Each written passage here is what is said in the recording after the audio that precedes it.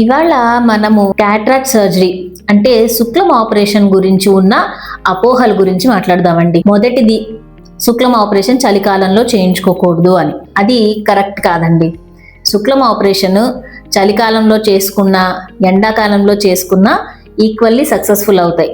కాలానికి శుక్లం ఆపరేషన్కి అస్సలు సంబంధం లేదు. సెకండ్, నాకు హార్ట్ ప్రాబ్లం ఉంటే నేను క్యాట్రాక్ట్ సర్జరీకి ఫిట్ కాదు అనుకుంటారు. అది కూడా తప్పేనండి. హార్ట్ ప్రాబ్లం ఉన్నా కూడా క్యాట్రాక్ట్ ఆపరేషన్ చేయించుకోవచ్చు. కాకపోతే దానికి తగిన జాగ్రత్తలు తీసుకోవాలి.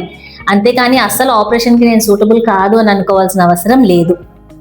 థర్డ్ థింగ్, క్యాట్రాక్ట్ ఆపరేషన్ చేయించుకుంటే నేను ఖచ్చితంగా 6 వీక్స్ బెడ్ రెస్ట్ తీసుకోవాలి అనుకుంటున్నారు. అది కూడా తప్పేనండి. క్యాట్రాక్ట్ ఆపరేషన్ చేయించుకున్న తర్వాత చిన్నపాటి జాగ్రత్తలు పాటించి మీ డైలీ లైఫ్ని మీరు నార్మల్గా లీడ్ చేయొచ్చు. కంప్లీట్ బెడ్ రెస్ట్ అయితే డెఫినెట్లీ అవసరం లేదు.